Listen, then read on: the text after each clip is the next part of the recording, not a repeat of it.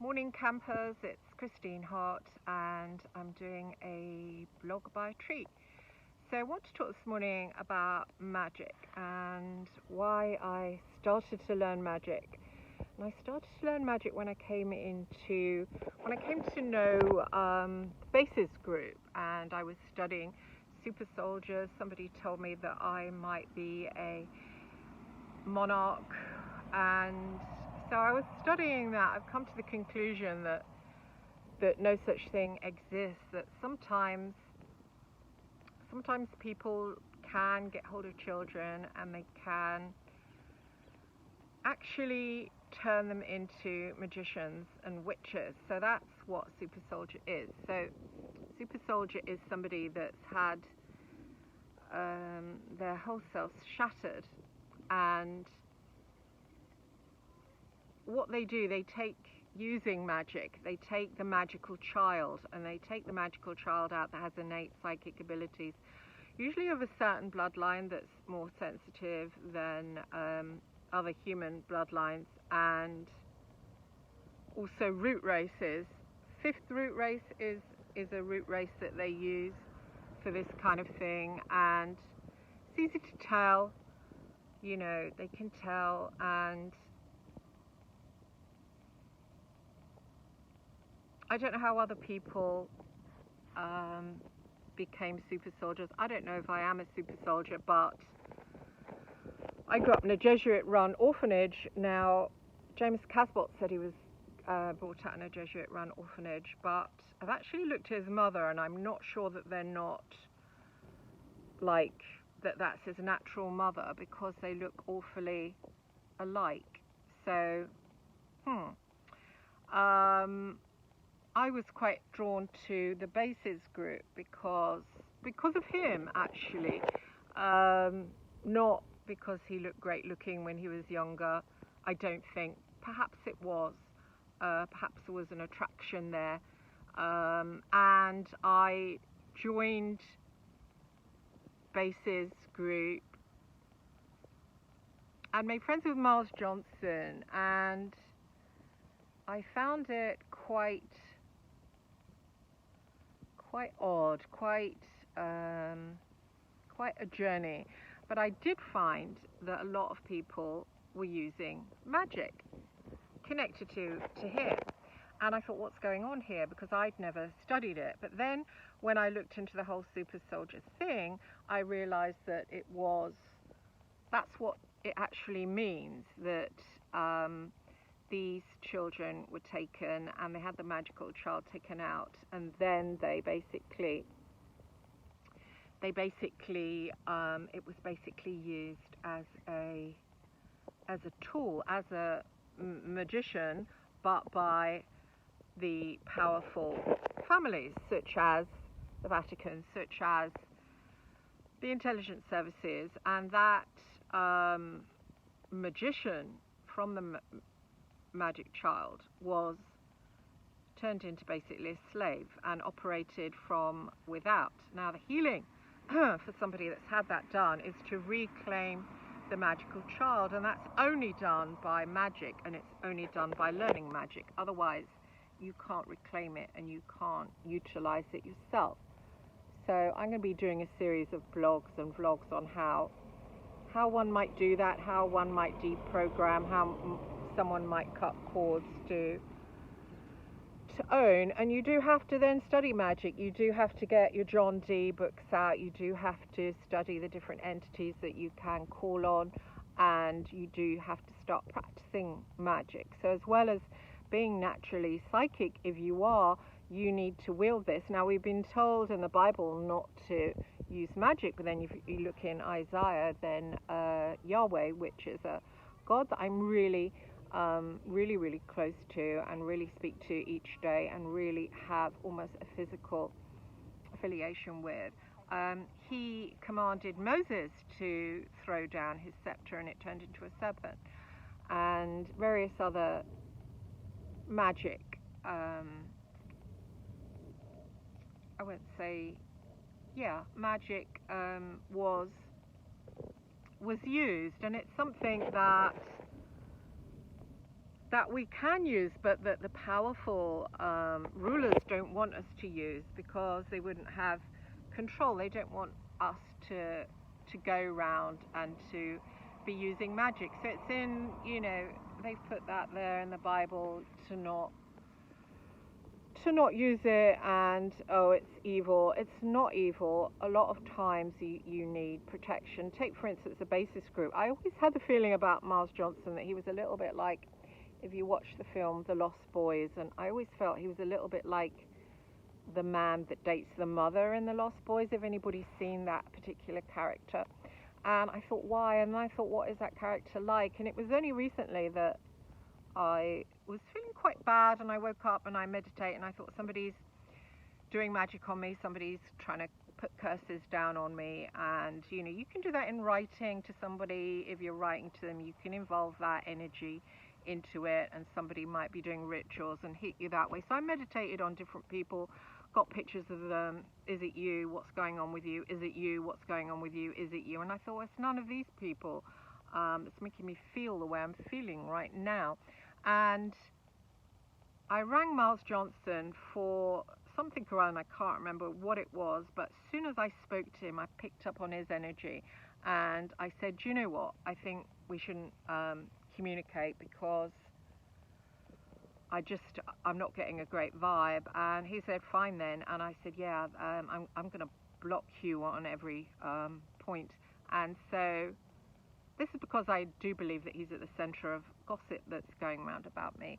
And so I did that. As soon as I did that, I felt almost as if a big kind of pin was being pulled out of the base of my neck and pulled out, and it came out of my whole body, and I suddenly felt very, very free. Now, I wondered, was Miles Johnson a male witch? And actually, I think that he is unconsciously a magician, unconsciously. Now, I don't think he does it consciously, because I think different people would pick up on that. I think it's definitely unconscious, but still the magic is being practiced there. He might even be a super soldier. In fact, Northern Ireland was rife with these kind of experiments. He might be a super soldier, and a super soldier is basically a magician, whether they like it or not, whether they want to own that or not. And some of them don't. They go into groups and they pray and they pray, and they have nothing to do with any of their innate abilities. But I'm different. I'm going to own it, and I'm going to spin it around. Now, everybody that was put into these programs was put, I would say, into foster care or adoption, because it's easy then to get them to tamper with them and to make sure that they suffer from post-traumatic stress disorder.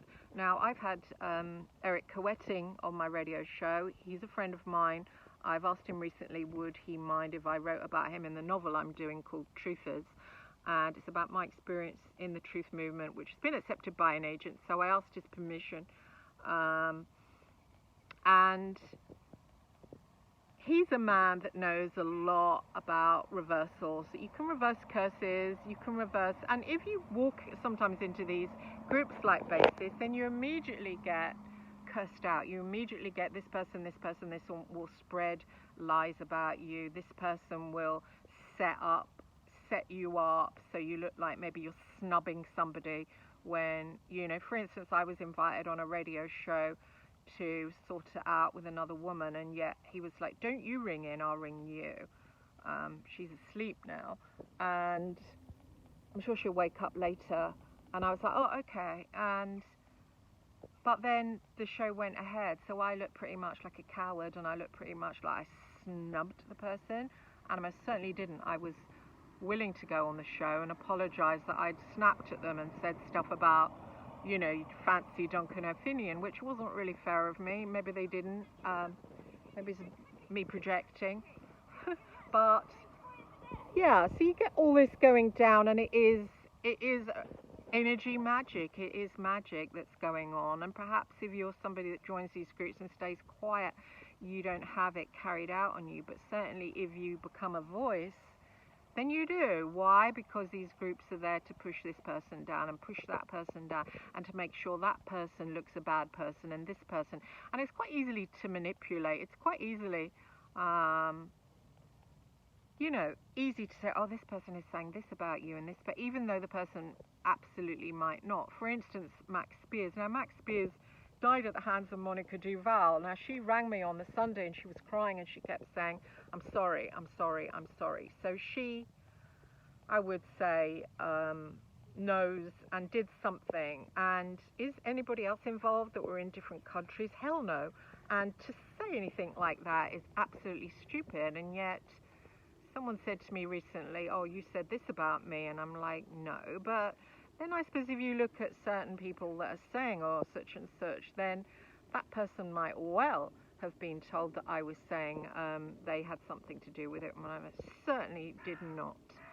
So this is what happens. You get sucked into a kind of thing where other people who might well have powers, who might well have certain magic powers, think that, you dislike them or you hate them, and it causes tensions and arguments, and then everybody is doing different spells against this person and that person. For myself, unless I feel someone's attacking me, now I can do that only by energy. I can't do it for thinking, I think they don't like me. I do it, I meditate on them, I look in their picture, I look in their eyes, and I read their energy. I'm a psychic, I'm a medium. My spirit guides will tell me. I will feel it myself. Are they cursing me? Do they wish me bad? In which case I will merely do a reversal.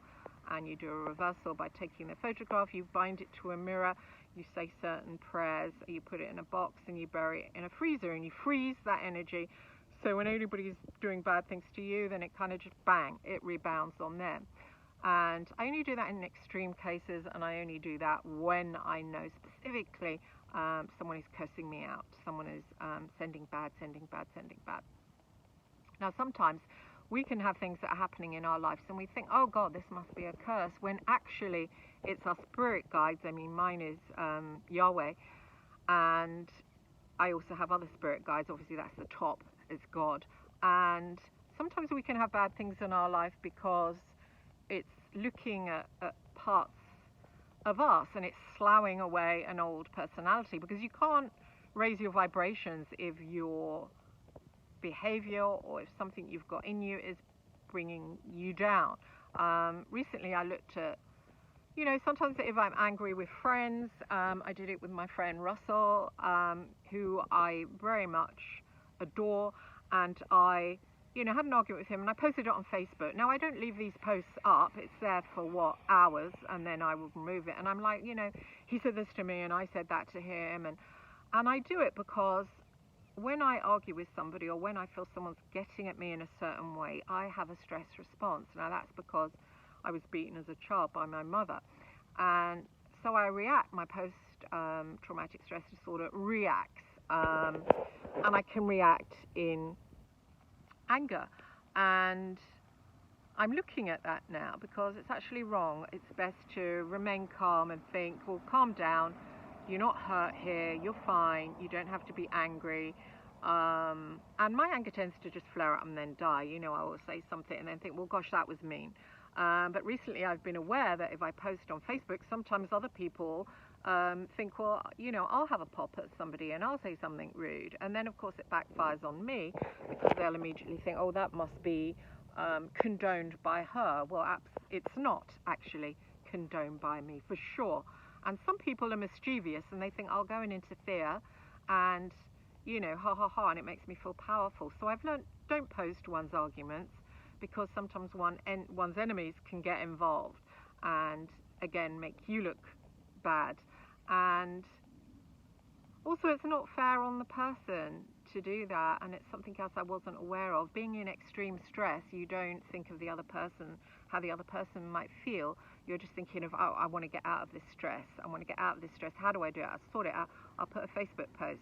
And so I'm dealing with my post-traumatic stress disorder, which is something Eric Coetting has shared about. He's from his foster home and witnessing things and suffering from that. And I think they do put a certain bloodline who has got talent and power, and they do hurt them as children. So, yeah, it's something that we have to look at, and you can pull out this post-traumatic stress disorder, there are techniques to absolutely heal it. And then when you heal it, you bring forth this magical inner child, and you can absolutely heal it. And we've all got these innate psychic abilities. Mine will become more and more powerful as I heal, and my vibrations will rise higher as I get rid of that inner trauma. So I'm not the same person as I was last week or the week before. I have absolutely no triggers in me because I've done the healing, because I've done the work. So I'm proud of that, and I'm proud that I can look at my trauma, that I had extreme trauma as a child, and heal it. And again, you can use magic to heal it. You can go back in the past, you can use self-hypnosis, you can heal what happened to you, you can reframe it. You must know the other person is the abuser, the other person is powerless. And sometimes, like I think in my mother's case, she was using magic against me. You know, they can via their words, via their put-downs, via their predictions, using their will. A lot of women that are thwarted, that feel powerless, that aren't getting love they want, can sometimes do that. They can put their will in the words, like, you won't do this, you won't do that, you'll never marry, you'll never have money, you'll never. And it's like a curse. And you can lift that up. It's almost like sticking pins in a voodoo. You won't, you won't. And you can pull those pins out. You can use it by prayer. You can use it by extremely powerful magic that I will be sharing in the videos ahead. You don't have to just sit and suck that up. You can completely reverse it round, and which is quite interesting in how it's done. So I'll kill this video right now and go and have a cup of coffee, and thank you for listening.